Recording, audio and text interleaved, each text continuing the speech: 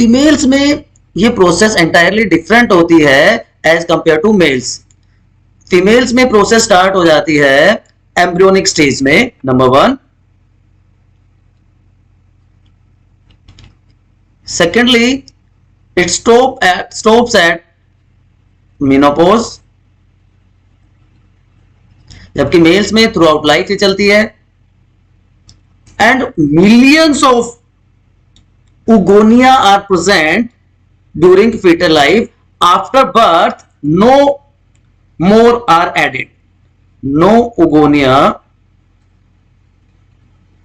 added after birth. तो ये कुछ यूनिक चीजें हैं जो oogenesis प्रोसेस में होती है as compare to mails.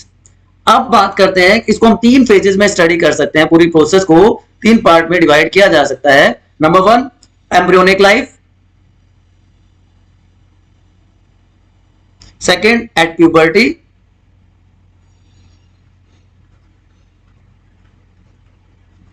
And if fertilisation occurs और when fertilization occurs. So embryonic stage में मैंने आपको बताया कि म्यूसिस 1 स्टार्ट, अभी हम फ्लो चार्ट में भी देखेंगे। म्यूसिस 1 स्टार्ट हो जाती है एम्ब्रियोनिक लाइफ में and it forms primary oocyte। Primary oocyte के फॉर्मेशन के बाद it get arrested at prophase 1 of meiosis 1। ठीक है, प्रोफेज 1 ऑफ म्यूसिस 1 पे ये रुक जाती है, अरेस्ट हो जाती है। Eight puberty meiosis 1 is completed. Meiosis 1 यहां पर कंप्लीट हो जाती है प्यूबर्टी पर। And meiosis 2 starts.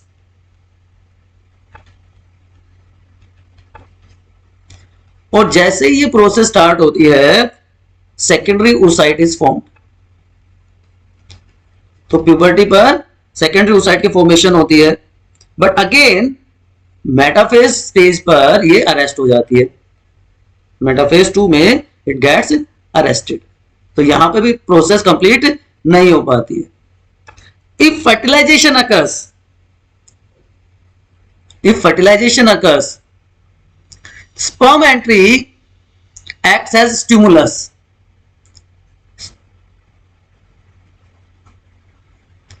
और उस स्टिमुलस की वजह से बच्चों ये मेटाफेज 2 कंप्लीट हो जाता है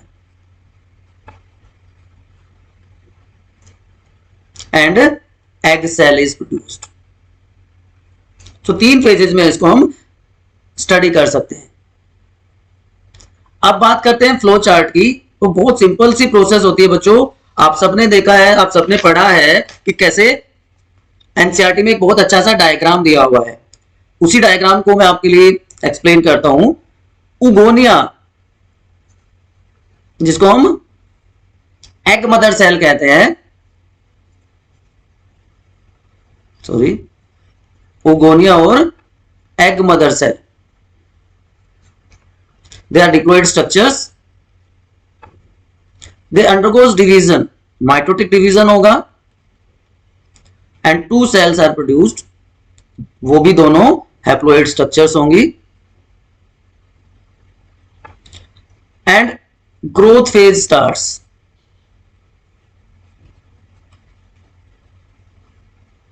जो दूसरे ऑर्गेनिजम्स हैं जैसे रेप्टाइल्स हैं, बर्ड्स हैं, वहां पर इस स्टेज में वाइटिलोजेनेसिस होता है।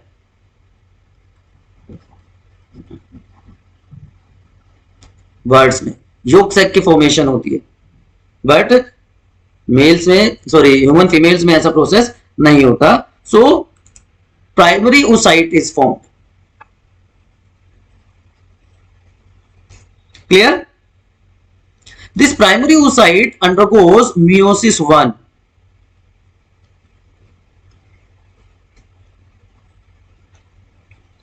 meiosis 1 हो गया, बट दिस meiosis मैंने अभी आपको बताया it is not completed, it gets arrested at prophase 1। Prophase 1 में अरेस्ट हो जाएगा meiosis 1 के, प्रोफेज 1 में it gets arrested. Now at puberty meiosis 1 is completed, और फिर से दो सेल्स बनेंगी क्योंकि रिडक्शनल डिवीजन है, so haploid cells are formed. एक कहलाएगी first polar body and second is known as secondary oocyte। Secondary oocyte की फॉर्मेशन हो गई। Now in secondary oocyte meiosis 2 starts but not completed। meiosis 2 यहां start हो जाता है बट मेटाफेज 1 में, सॉरी मेटाफेज 2 में अरेस्ट हो जाता है। Clear? Now if fertilisation occurs, sperm entry अगर हो जाती है, so this metaphase, sorry, meiosis 2 is completed। ये कंप्लीट हो जाएगा बच्चों, एंड फिर से दो सेल बनेंगी, एक बनेगी सेकेंड पोलर बॉडी जो कि फर्दर डिवाइड नहीं करेगी, और एक कहलाएगी ovum, and this will be the second polar body. Hope it is clear now कि 3 बार प्रोसेस हुई। इसको फिर से समराइज करेंगे हम। अब देखिए फोलिकल की डेवलपमेंट कैसे होती है। ग्रेफियन फोलिकल जो है एम्ब्रियोनिक लाइफ में प्रोसेस स्टार्ट हुई, लेकिन 2 बार रुक जाती है एंड स्पर्म एंट्री के बाद ही प्रोसेस कंप्लीट होती है।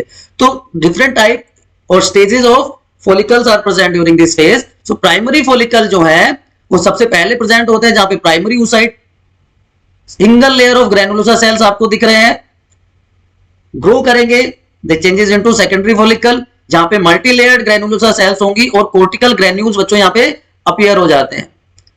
जो आउटरमोस्ट लेयर है वहां पर थिका सेल्स बन जाती है। सो प्राइमरी में single layer of granulosa cells, secondary follicle में मल्टी लेयर्ड ग्रेनुलोसा सेल, जो ना पेलेसुडा अपीयर हो जाएगी, कोर्टिकल ग्रेन्यूल्स आ जाएंगे एंड थिका सेल्स अपीयर हो जाएंगी। This secondary follicle changes into tertiary follicle, यहां पर लिक्विड फिल्ड कैविटी अपीयर हो जाती है जिसको फोलिकुलर एंट्रम कहा जाता है, या सिंपल आप एंट्रम भी कह सकते हैं। फोलिकुलर एंट्रम और एंट्रम यहां प्रेजेंट होता है। थिका लेयर बच्चों यहां पे 2 पार्ट में, थिका एक्सटर्ना एंड थिका इंटरना में डिवाइड हो जाती है। And this tertiary follicle finally changes into mature Graafian follicle, जहां पे सारी चीजें वेल डिफरेंशिएटेड हो जाती हैं। एक स्टॉक बन जाता है एंट्रम के और ग्रेनुलोसा सेल्स के या कोरोना रेडिएटा के बीच में, जिसको क्यूमुलस ओफरस कहा जाता है। तो यहां पर सिंगल लेयर ग्रेनुलोसा सेल की, यहां पे multiple layer theca cells, zona pellucida and cortical granules, follicular antrum, theca externa, theca interna divided, यहां पे क्यूमुलस ओफरस की प्रेजेंस। तो ये स्टेजेस होती हैं डिफरेंट ग्रेफियन फोलिकल्स की डेवलपमेंट में। And finally it changes into corpus luteum. Corpus luteum बन जाता है इससे। और ये कॉर्पस ल्यूटियम क्या करता है आप सबको पता होगा, याद होना चाहिए, मैं ऑलरेडी आपको बता चुका हूं। ये प्रोजेस्टेरोन हार्मोन मेनली रिलीज करता है along with small amount of estrogen। Progesterone जो है एंडोमेट्रियल वॉल को मेंटेन करता है during pregnancy. Clear? Hope it is clear now. चलिए एक और तरीके से आपको मैं समझाता हूं पूरी प्रोसेस को कैसे होता है। मैंने कहा था हम 3 फेज में इसको स्टडी कर सकते हैं। सबसे पहला फेज जो होगा बच्चों, that will be the time period. Second हम करेंगे डेवलपिंग स्टेज या developing oocyte, and third will be the stage of follicle. Follicle किस स्टेज में है, इन 3 पैरामीटर्स पे इसको डिस्कस करते हैं अब हम लोग। तो सबसे पहला टाइम पीरियड, फीटल लाइफ में प्रोसेस स्टार्ट होती है। सो फीटल लाइफ से हम स्टार्ट करते हैं। तो फीटल लाइफ में उगोनिया प्रेजेंट होते हैं जो कि डिप्लॉइड स्ट्रक्चर्स, इनमें माइटोटिक डिवीजन होता है, माइटोसिस होता है,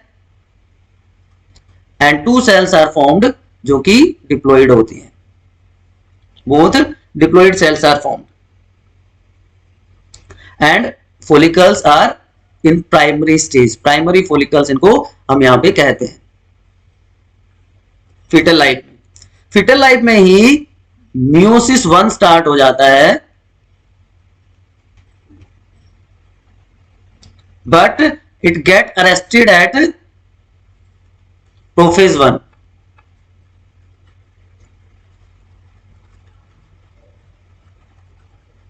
यहां पे कंप्लीट नहीं हो पाएगा, फोलिकल अभी भी प्राइमरी फोलिकल स्टेज में बच्चों रहेंगे। बर्थ पर क्या होता है? एट बर्थ जो फीमेल है उसमें बहुत सारे प्राइमरी फोलिकल्स होते हैं, large number of primary follicles. Clear? And जो प्राइमरी फोलिकल था, जो प्राइमरी oocyte था, वो अरेस्टेड है प्रोफेज 1 ऑफ मियोसिस 1 में। बट जब ये एंड होता है, बट जब ये फीमेल प्यूबर्टी पर पहुंचती है तो only 60 to 80,000 primary follicles are left in each ovary. बाकी मिलियंस थे, मिलियंस में से सिर्फ 60 to 80,000 प्रेजेंट है, बाकी डीजनरेट हो जाते हैं। और ये प्रोसेस जो है बच्चों, इसको कहते हैं फोलिकुलर एट्रेशिया। फोलिकुलर एट्रेशिया प्रोसेस के थ्रू ये डीजनरेट कर जाते हैं। ओके, सो आप फीटल लाइफ का आपको पता चल गया। बर्थ स्टेज पे क्या होता है ये आपको क्लियर हो गया। अब प्यूबर्टी से लेकर मेनोपॉज तक क्या चेंजेस उसमें आएंगे? टाइम पीरियड अब हम करते हैं प्यूबर्टी टू मेनोपॉज।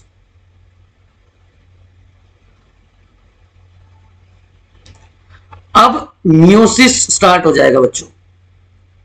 प्यूबर्टी पर मियोसिस 1 इज कंप्लीटेड।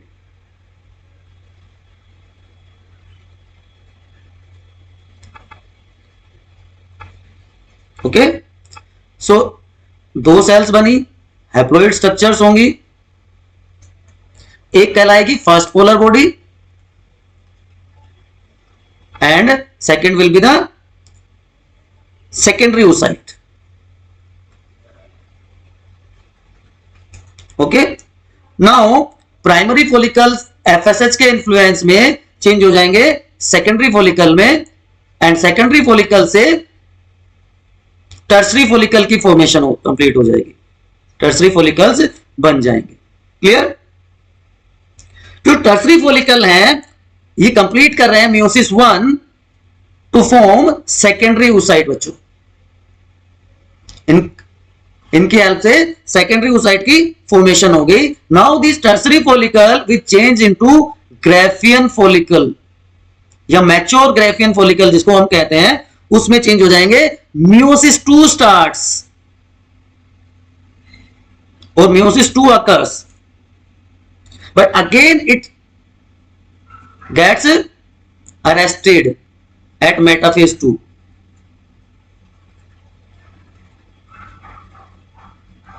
यहां का प्रोसेस फिर से रुक गया और यहां पे 2 सेल्स बनी, सेकेंड पोलर बॉडी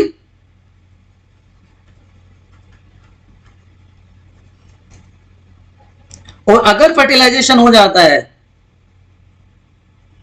तो स्पर्म एंट्री स्टिमुलस का काम करेगी, second polar body further grow नहीं करेगी, एंड जो सेकेंड सेल होगी वो कहलाएगी ओवम और egg cell.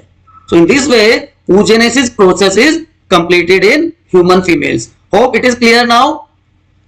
Still any doubt? You can ask me. Till then, keep studying.